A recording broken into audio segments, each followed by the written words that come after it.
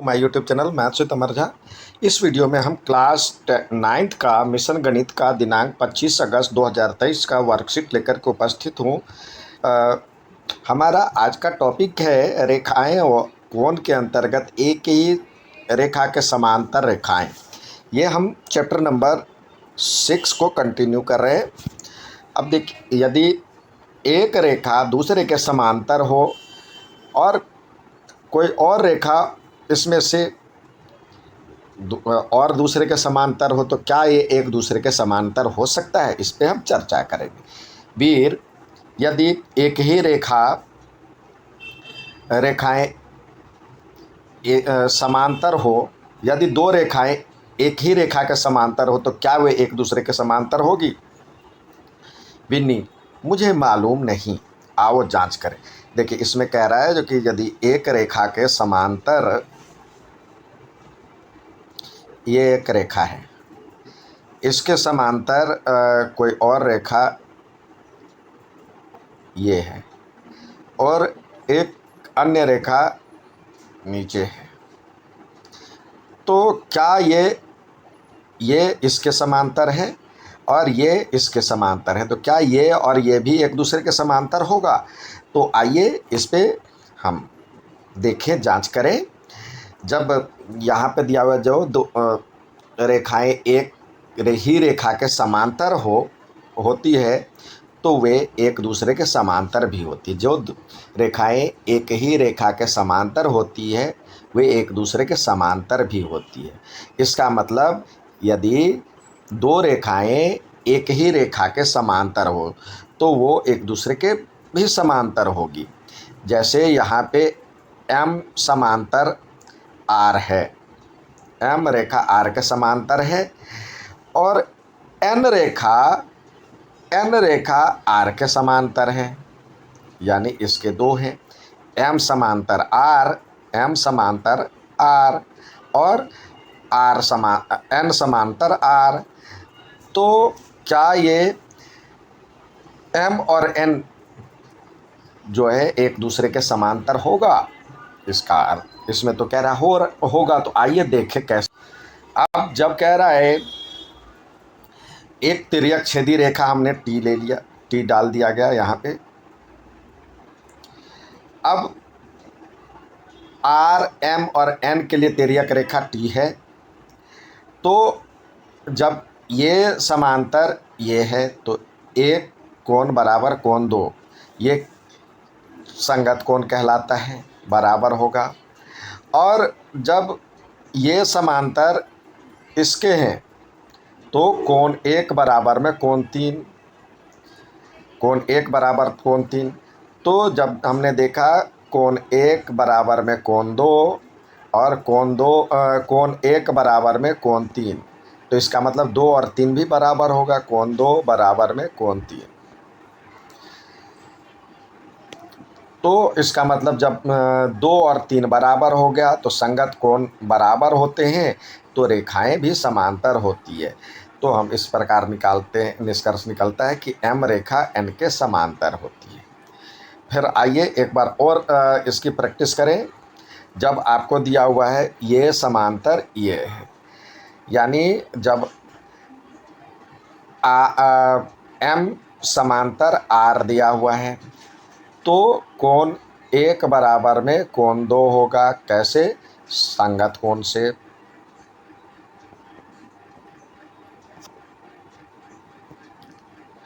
और जब आपको दिया हुआ है N समांतर R दिया हुआ है, तो इसका मतलब कोण एक बराबर में कोण तीन, ये भी संगत कोण से।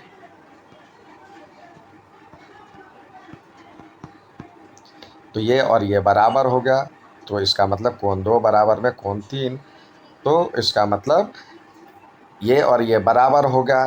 तो M समांतर N क्यों होगा? जब संगत कोण बराबर हो,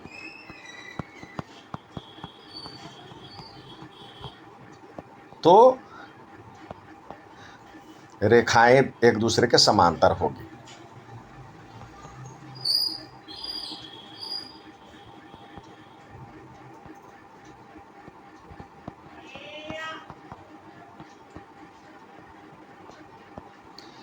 आइए आगे देखें।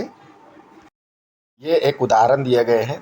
दिए गए चित्र में पी क्यू समांतर आर एस है, तो एम एक्स क्यू यानी एम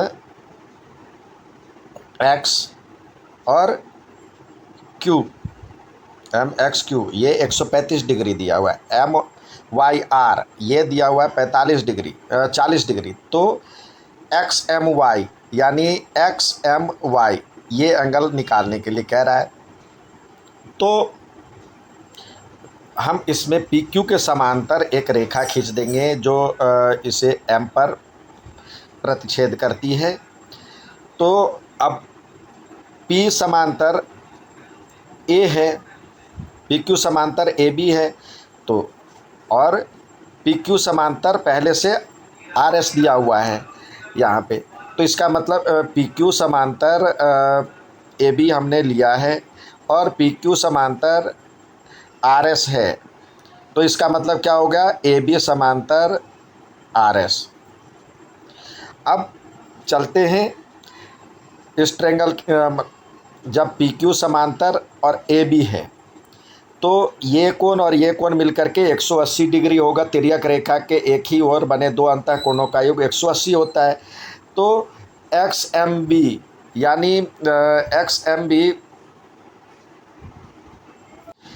एम बी यानी ये एंगल जो है और ये मिलकर के 180 हो जाएगा। एक्स एम बी बराबर में हो जाएगा 180 माइनस 135 डिग्री, तो यानी इसकी वैल्यू आ गया 45 डिग्री। अब जब बी एम वाई और M Y R, B M Y और एम वाई और आर यानी ये एंगल और ये एंगल जो होगा एकांतर कोण से बराबर होंगे, क्योंकि ए बी समांतर आर एस दिया हुआ है। हमने यहाँ पे दिखा दिया है। तो इसका मतलब ये कोण 40 डिग्री हो गया। तो हमें अब ये कोण चाहिए, तो ये एक्स एम वाई बराबर में X M B plus B M Y यानी ये एंगल प्लस ये एंगल, तो इस दोनों को जोड़ करके ये 85 आ जाएगा। तो इसकी वैल्यू एक्स एम वाई बराबर में 85। अब स्वयं प्रयास कीजिए के तहत कह रहा है, जो कि आर समांतर एम है और एम समांतर एन है, तो क्या हो जाएगा, आर समांतर एन हो जाएगा। पहले कोण एक दिया हुआ 120 डिग्री, तो कोण 3 ज्ञात करना है। तो जब एल मतलब आर समांतर आपको दिया हुआ आर समांतर एम है, तो कोण एक बराबर में कोण 2 कौन सा कोण कहलाएगा, संगत कोण।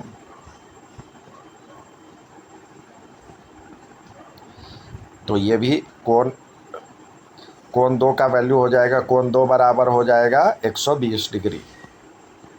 तो यानी कोण 2 बराबर में 120 डिग्री हो गया। अब एम समांतर एन है, तो कोण इसमें कोण 2 बराबर में कोण 3 बराबर में कोण 2 हो जाएगा। तो कोण 3 की वैल्यू यहाँ भी संगत कोण से,